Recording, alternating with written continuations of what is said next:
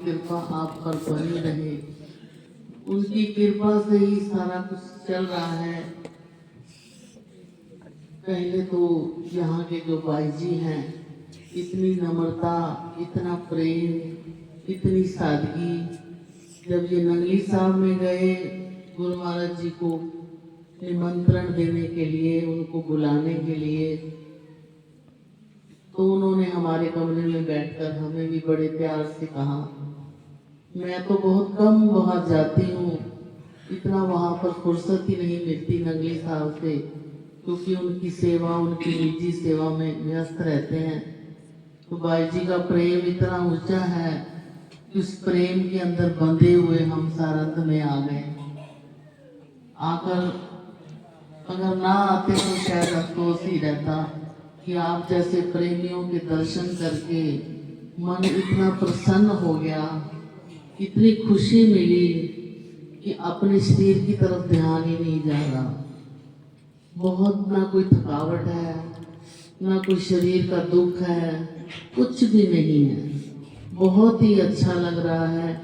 आप सबकी नम्रता और शांति से आपने सबको खाना खिलाया। गुरु महाराज जी की कृपा आप सब पर बनी रहे, उनके साथ जुड़े रहो। नंगली दरबार बहुत ऊंचा है। श्री गुरु महाराज जी की बहुत कृपा है जो हम सब बाईजियों को, संतों को अपने चरणों से लगा रखा है। इस भरी दुनिया में 140 करोड़ जनसंख्या के अंदर हम 1 करोड़ ही जीव ऐसे होंगे या 2 करोड़ होंगे जो उनके चरणों से जुड़े हुए हैं। उनके चरणों से जुड़कर जो आनंद की प्राप्ति हो रही है, ऐसा आनंद कहीं भी नहीं है।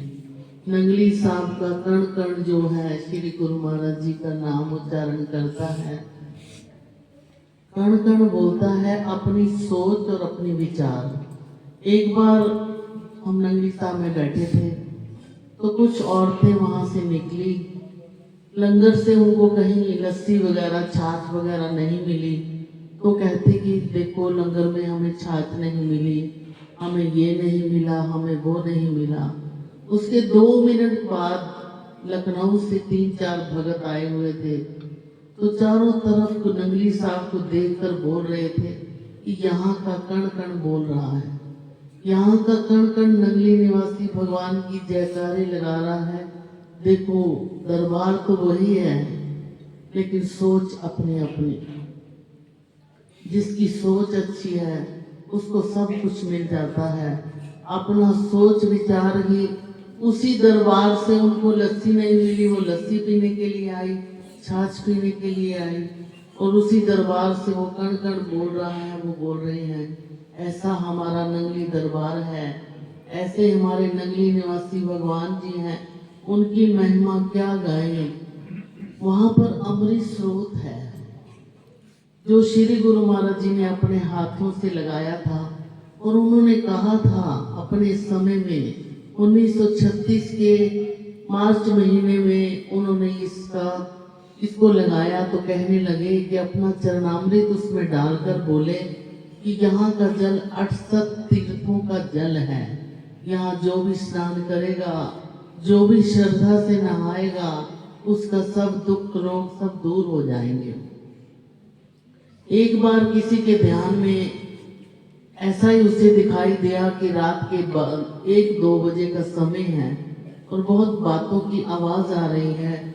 तो वो ध्यान में उठकर श्री गुरु महाराज जी के आंगन में आते हैं और देखते हैं कि कुछ लोग, कुछ स्त्रियां, कुछ जेंट्स, कुछ जो थे वहाँ अमृत स्रोत के बाहर खड़े थे। तो जाकर उसने पूछा कि आप यहाँ क्यों खड़े हो, क्या करने आए हो।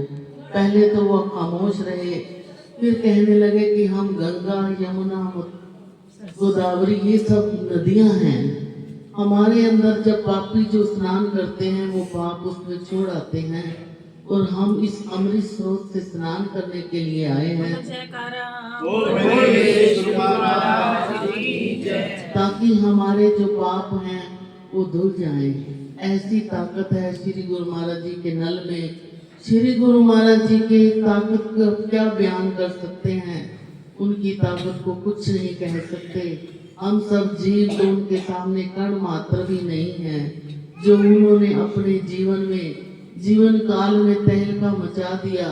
उन्होंने 13 साल तप करके कुछ भी नहीं खाया, केवल नीम के पत्तों का आहार किया, लेकिन फिर भी वो गुरु महाराज जी की कृपा सब पर बनी हुई है। हम सब उस आभारी हैं श्री गुरु महाराज जी के। उनका एहसान हम कभी भी नहीं उतार सकते। उन्होंने अपने चरणों से हमें लगाया।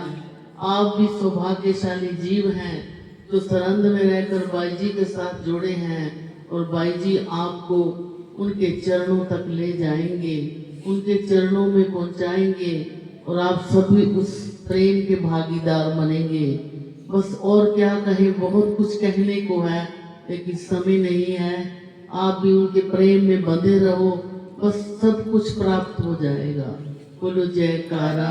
बोल मेरे श्री गुरु महाराज की जय।